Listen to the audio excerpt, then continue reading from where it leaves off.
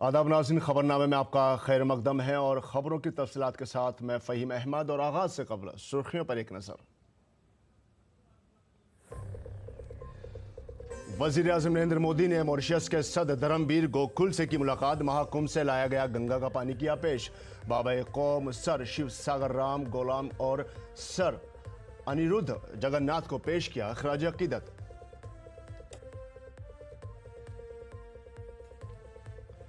Immigration and foreigners bill 2025 Lok Sabha में पेश। 2024-25 के लिए ज़िमनी मुतालबात ज़र, 2021-22 के लिए इजाफी मुतालबात ज़र और मणिपुर के बजट पर हुई बहस।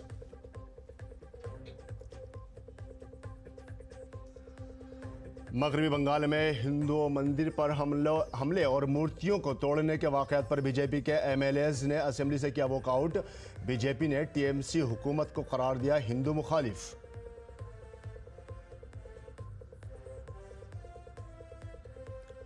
शफाफ तवानाई के शोबे में भारत की नुमाया कामयाबी। वज़ीर आज़म सूर्य घर मुफ्त बिजली स्कीम से 10 लाख खानदान हुए मुस्तफीद।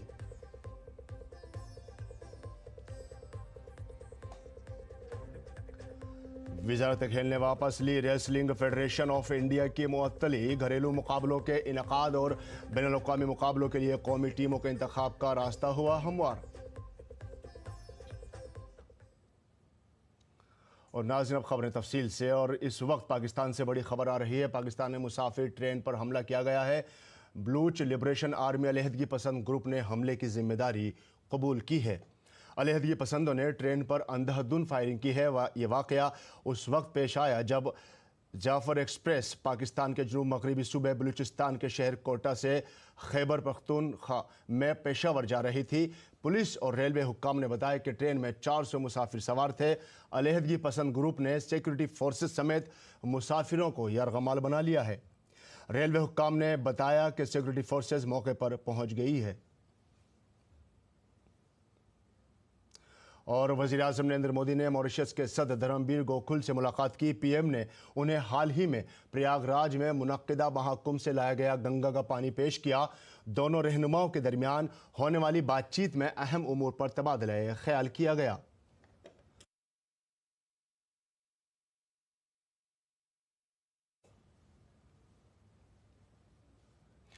वज़ीर आज़म नरेंद्र मोदी ने मॉरिशस में सर शिव सागर राम गुलाम बोटेनिकल गार्डन का दौरा किया। वहां के वज़ीर आज़म ने मॉरिशस के बाबा कौम सर शिव सागर राम गुलाम को खराज अकीदत पेश किया। वज़ीर आज़म ने मॉरिशस के साबिक सदर और वज़ीर आज़म सर अनिरुद्ध जगन्नाथ को भी खराज अकीदत पेश किया। वज़ीर आज़म के साथ उनके मॉरिशस के हम मनसब नवीन चंद्र राम गुलाम भी थे। दोनों ममालिक के रहनुमाओं ने वहां पौधे भी लगाए।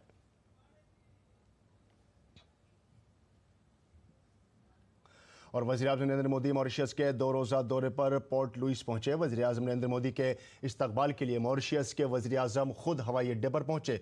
वहां उन्होंने वज़ीर आज़म का गर्मजोशी से इस्तकबाल किया। मॉरिशस के वज़ीर आला हुक्काम और नामवर शहरी भी वज़ीर आज़म के इस्तकबाल के लिए पहुंचे। उनमें मॉरिशस के नायब वज़ीर आज़म, चीफ जस्टिस, कौमी असम्बली के स्पीकर, कायद हिज़्ब इख्तलाफ समेत 200 मुअज़्ज़िज़ीन शामिल थे।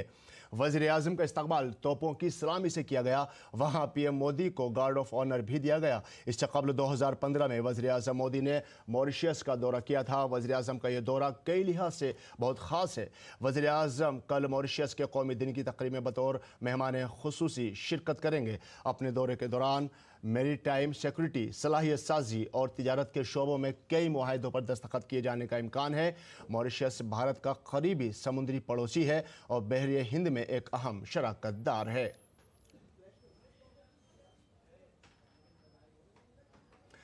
वज़ीर आज़म नरेंद्र मोदी का भारतीय बिरादरी ने भी पुरतबाक इस्तकबाल किया। भारतीय कम्युनिटी के लोग बड़ी तादाद में वज़ीर आज़म के होटल के बाहर जमा थे। लोगों ने जय श्री राम, भारत माता की जय और मोदी मोदी के नारे लगाए। वज़ीर आज़म ने हाथ हिलाकर उन सब का इस्तकबाल किया। वज़ीर आज़म से मुलाकात के बाद भारतीय बिरादरी जोश और खुशी से भरी नजर आई। पीएम के इस्तकबाल में भोजपुरी सकाफत की झलक भी देखने को मिली।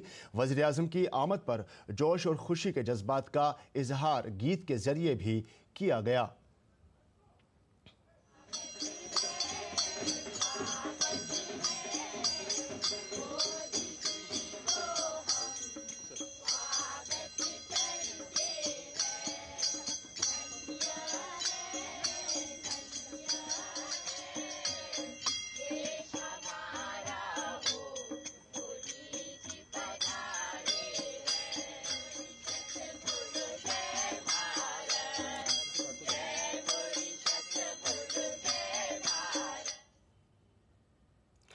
मॉरिशस में रहने वाली भारतीय कम्युनिटी ज़बरदस्त जोश और खरोश और खुशी में थी जब वज़ीर-ए-आज़म नरेंद्र मोदी वहां पहुंचे।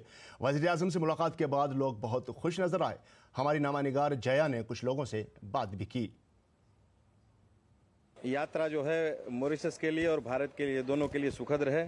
और इससे पहले आए थे मोदी जी, तब भी हम गए थे स्वागत करने। आज भी हमको मौका मिला, और खास करके मोदी जी से। वैसे तो हम गुजरात से हैं, और यहाँ गुजरात में एक गुजराती आए तो हमको तो जो और ज्यादा उत्साह आता है, तो हम बहुत खुश है। हमने मोदी जी को बहुत करीब से देखा।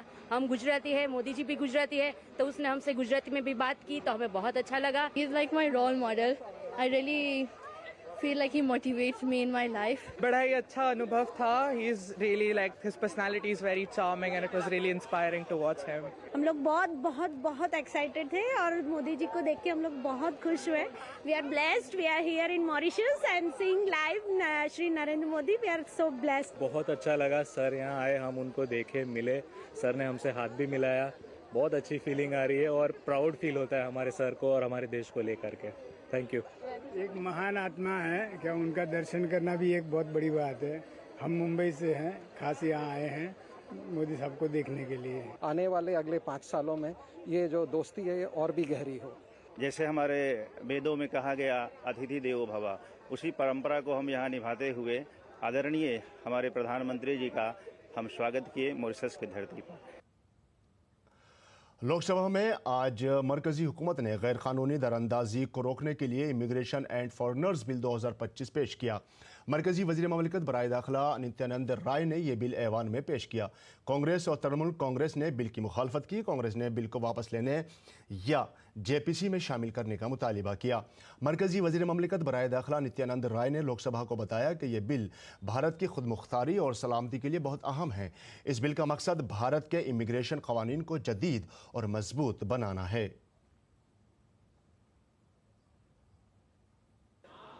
मैं माननीय गृह मंत्री श्री अमित शाह जी की ओर से प्रस्ताव करता हूं कि भारत में प्रवेश करने वाले और उससे निकास करने वाले व्यक्तियों की बाबत पासपोर्ट या अन्य यात्रा दस्तावेजों की अपेक्षा का उपबंध करने के लिए केंद्रीय सरकार को कतिपय शक्तियां प्रदान करने और वीज़ा तथा रजिस्ट्रीकरण की अपेक्षा सहित विदेशियों से संबंधित मामलों को भी नियमित करने के लिए तथा उनसे संसक्त या उनसे अनुषंगिक विषयों का उपबंध करने वाले विधेयक को पुनः स्थापित करने की अनुमति दी जाए। लोकसभा में मणिपुर के बजट पर बहस के दौरान हुक्मरान पार्टी और अपोजिशन के दरमियान गर्मा गर्म बहस देखने को मिली। वजीर खजाना निर्मला सीतारमण ने पीएम मोदी के बारे में कांग्रेस के रुकन पार्लियामेंट गौरव गोगोई के तबसरे पर नाराजगी का इजहार किया। निर्मला सीतारमण ने कहा कि गौरव गोगोई को मुआफी मांगनी चाहिए। A leading member of the opposition party say that they सम्मान करते हैं प्रधानमंत्री जी को, and quickly to add, when Treasury talks about previous prime ministers, they speak not in सम्मान जनक language. How many times has the prime minister been abused in this house by them? And how many times he was not even allowed to speak in the house? They stood in the well and shouted.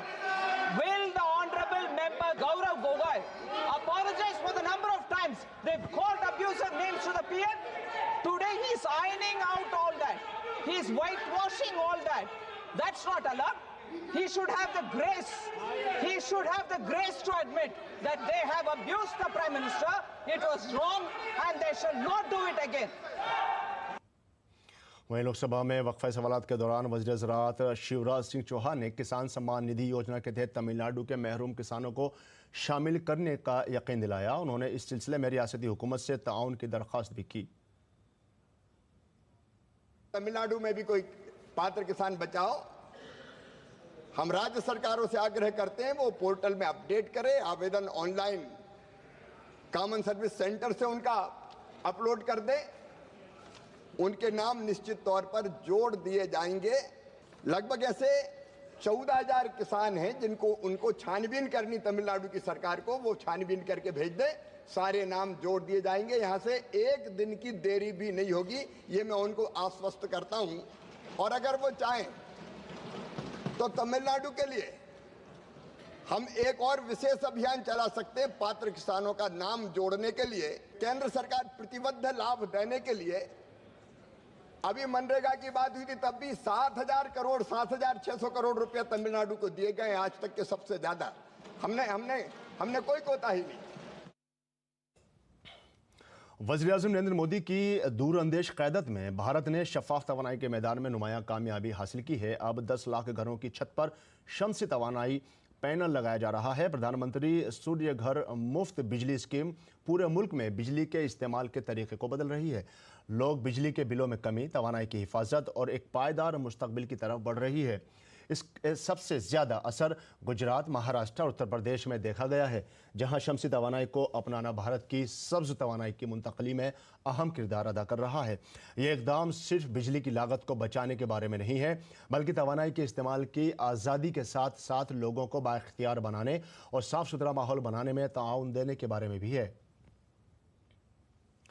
सदर जमहूरिया द्रौपदी मुर्मू पंजाब के दौरे पर हैं। Central university of Punjab का 10वां convocation Bathinda में मनाया गया। Convocation में सदर ममलिकत ने बतौर मेहमान खुसूसी शिरकत की।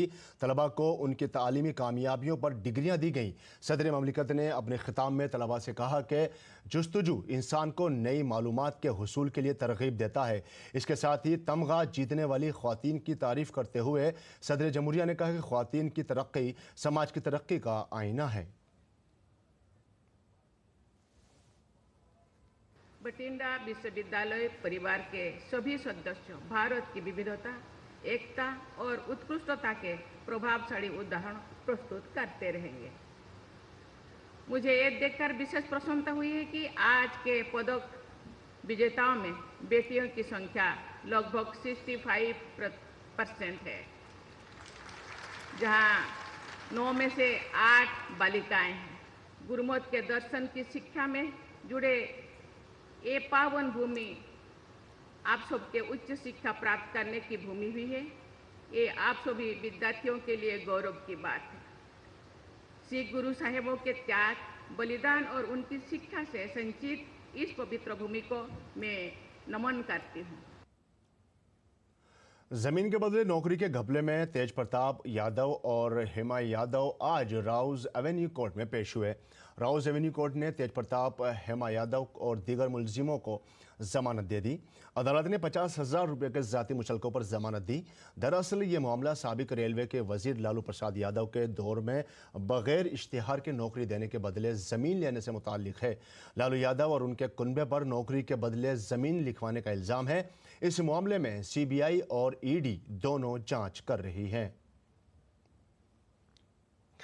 मगरबी बंगाल में एक बार फिर हिंदू मंदिरों पर हमले और मूर्तियों को तोड़ने के वाकयात सामने आए हैं। इस पर अपोजिशन पार्टी BJP ने TMC हुकूमत पर इल्ज़ाम लगाया है कि सख्त कार्रवाई का मुतालबा किया।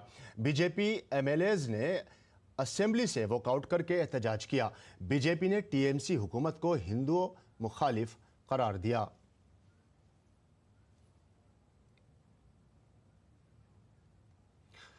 मध्य प्रदेश के महू में आगजनी और पथराव के वाक़े के बाद पुलिस और ज़िला इंतज़ामिया की जानिब से कसूरवारों के खिलाफ सख्त कार्रवाई की गई है।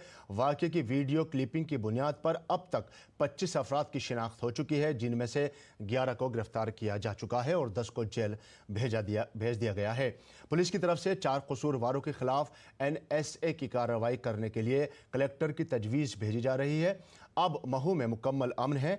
चैंपियंस ट्रॉफी फाइनल में टीम इंडिया की जीत के बाद निकाले गए जुलूस के दौरान 2 फरीकों के दरमियान झगड़ा हुआ था, जिसके बाद आगजनी और पथराव के वाकयात पेश आए। इलाके में अमन बरकरार रखने के लिए पुलिस मुसलसल गश्त कर रही है। CCTV फुटेज के जरिए कसूरवारों की तलाश जारी है। 15 लोगों को चिन्हांकित किया है, इसमें 13 लोगों को गिरफ्तार किया है और लगातार जो वीडियो फुटेज के आधार पर और भी उपद्रवियों को चिन्हांकित किया जा रहा है। जो भी इसमें अवैध पथराव या किसी भी गतिविधि में शामिल है उन पर कड़ी कार्रवाई की जाएगी। काफ़ी वीडियोस भी आए हैं और जो CCTV हैं उनको भी चिन्हांकित किया जा रहा है। इसमें जो भी उपद्रवी हैं, जो माहौल खराब करने का प्रयास कर रहे हैं, उनको चिन्हांकित कर कड़ी कार्रवाई की जाएगी। नाज़ी मुल्क भर में होली की तैयारियां जोरों शोर से जारी हैं। राजधानी दिल्ली में दिल्ली पुलिस होली और जुमे के पेश नज़र पहले से अलर्ट हो गई है। इस दौरान दिल्ली पुलिस ने शरपसंदों पर नज़र रखने और सख्त सिक्योरिटी को यकीनी बनाने के लिए ख़ास इंतजाम किए हैं।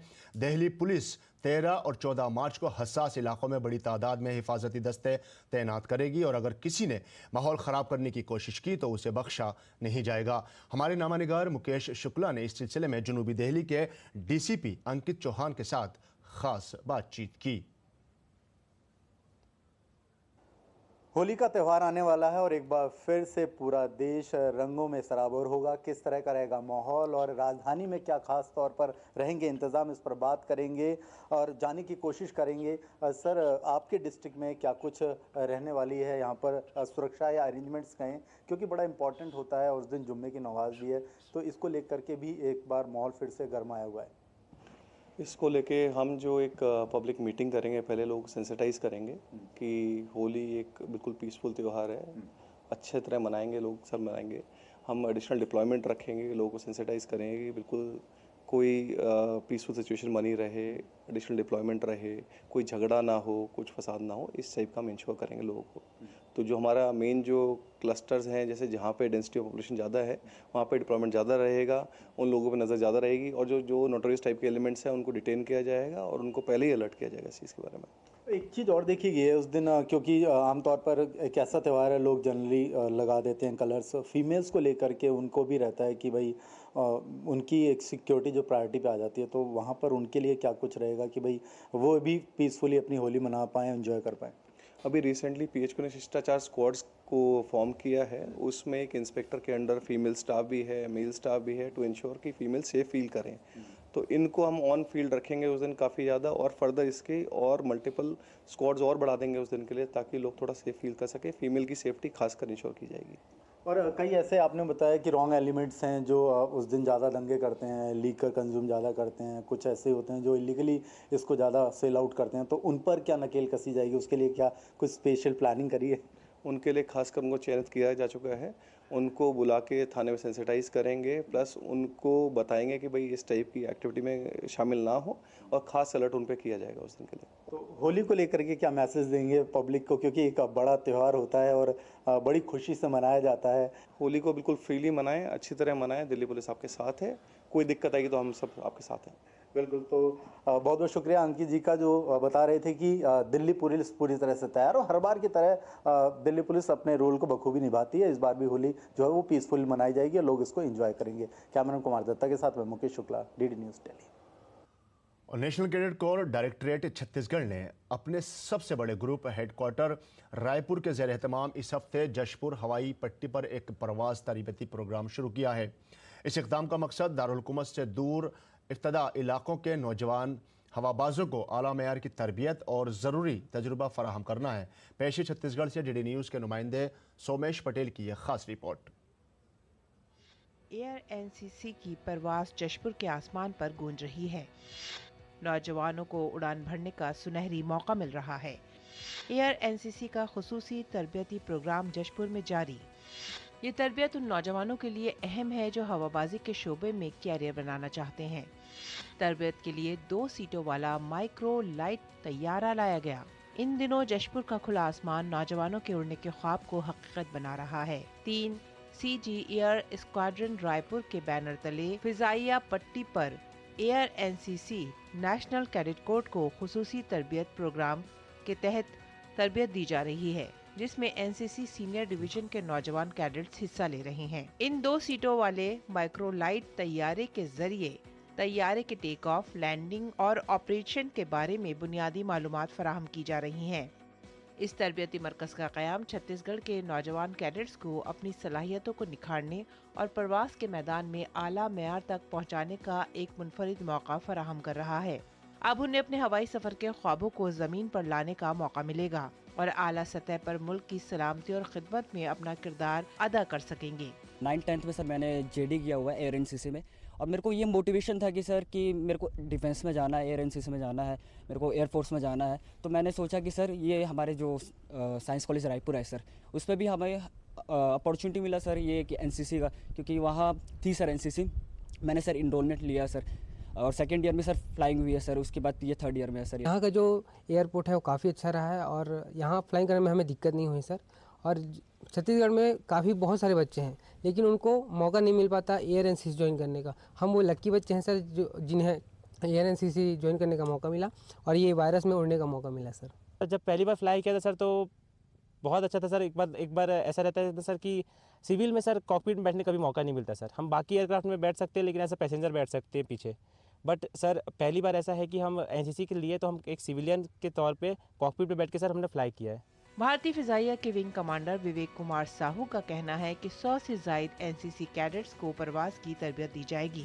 साथ ही भारतीय फिजाइया में पायलट कैसे बनना है, तैयारा कैसे टेक ऑफ करता है, ये तमाम तकनीकी चीजें भी सिखाई जा रही हैं। इस फ्लाइंग ट्रेनिंग को कराने की वजह है रायपुर एयरपोर्ट में सीमित अवसर उपलब्ध होना। वर्तमान में इस प्रोजेक्ट को छत्तीसगढ़ गवर्नमेंट का पूरा सपोर्ट है। इन्होंने पूरी तरीके से इंश्योर किया है कि यहाँ पे सेफ्टी मेजर्स अवेलेबल हों, एम्बुलेंस फायर फाइटिंग अवेलेबल हो और इंफ्रास्ट्रक्चर अवेलेबल हो फ्लाइंग कराने के लिए। जदीद तरीन तकनीकी आलात और तजुर्बेकार ट्रेनर्स की रहनुमाई के तहत ये तरबियती मरकज नौजवान कैडेट्स को नई जुहत तक पहुँचाने के काबिल बनाएगा। इसके साथ साथ ये कदम मुल्क की अस्करी तरक्की में भी सलामती के लिए काफ़ी अहम साबित होगा। इसमें ये बताया जाता है कि इंडियन एयरफोर्स में पायलट कैसे बनते हैं, how to fly the aeroplane, जहाज कैसे टेक ऑफ लैंड करता है, एरोप्लेन में कैसे बैठना है, जब आप एयरपोर्ट में अप्रोच करते हैं, एयरक्राफ्ट के करीब जाते हैं तो किस दिशा से और किस प्रोसीजर से उनको अप्रोच करना है। ये तरबियत छत्तीसगढ़ में हवाबाजी के शोबे को नई बुलंदियों पर ले जाने के लिए एक तारीखी कदम साबित होगी। ये मुमकिन है। आने वाले दिनों में ये देखना दिलचस्प होगा कि इस इक़दाम के जरिए कितने नौजवान अपने ख्वाबों को हकीकत में बदलकर आसमान की बुलंदियों को छूने के काबिल बनेंगे। छत्तीसगढ़ के जसपुर जिले में एनसीसी कैडेट के लिए फ्लाइंग प्रशिक्षण का विस्तार अब नई दिशा में हो रहा है।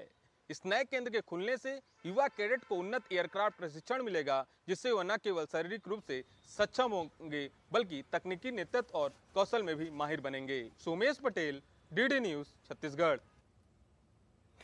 खेल की खबरों में वजारत खेल ने मंगल के रोज़ भारतीय कुश्ती फेडरेशन ऑफ इंडिया पर लगाई गई मुअत्तली वापस ले ली है, जिससे घरेलू मुकाबलों के इनकाद और बैनुल-अक़वामी मुकाबलों के लिए कौमी टीमों के इंतखाब की राह हमवार हो गई है। वजारत ने अंडर 15 और अंडर 20 कौमी चैंपियनशिप के लिए जल्दबाजी में किए गए ऐलान की वजह से 24 दिसंबर 2023 को WUFI को मुअत्तल कर दिया था। वजारत ने अपने हुक्म में कहा कि भारतीय कुश्ती फेडरेशन ने इस्लाही इक़दाम किए हैं, इसलिए मुअत्तली हटाने का फैसला किया गया है। और दुबई में चैंपियंस ट्रॉफी जीतकर भारतीय टीम वापस वतन पहुंच गई है। कप्तान रोहित शर्मा अपनी फैमिली के साथ मुंबई वापस पहुंच गए। इसके अलावा कोच गौतम गंभीर, श्रेयस अय्यर और हार्दिक पांड्या दुबई से मुंबई पहुंच गए, जबकि रविंद्र जडेजा और वरुण चक्रवर्ती चेन्नई एयरपोर्ट पहुंचे। भारतीय टीम के खिलाड़ी दुबई से एक साथ वापस नहीं आए। हर खिलाड़ी अपने अपने शहर पहुंच चुका है। खिलाड़ी पीर की रात पहुंचना शुरू हो गए। इस दौरान एयरपोर्ट पर शायकीन की जानिब से हर खिलाड़ी का पुरतपाक इस्तकबाल किया गया। और इस दौरान भारतीय क्रिकेटर रविंद्र जडेजा की अहलिया रिवाबा जडेजा भी अहमदाबाद एयरपोर्ट पर पहुंची। भारत की जीत पर रिवाबा जडेजा ने कहा कि ये 140 करोड़ शहरियों की ख्वाहिश और दुआ थी। भारतीय टीम मुस्तकबिल में भी इसी तरह का मुजाहरा करती रहेगी। ये जो फीलिंग्स हैं वो 140 करोड़ जनता वासियों की प्रार्थना थी, विशेस थी। और टीम कॉम्बिनेशन जिस हिसाब से खेल रही थी, we were unbeatable throughout the tournament और बहुत ही अच्छा परफॉर्मेंस सभी इंडिविजुअल प्लेयर्स ने दिया। एंड आई होप कि आगे भी टीम ऐसा करती रहेगी। और नाज़रीन, इसके साथ खबरनामा यही मुकम्मल होता है। हमारी पूरी टीम को दीजिए इजाज़त। आदाब।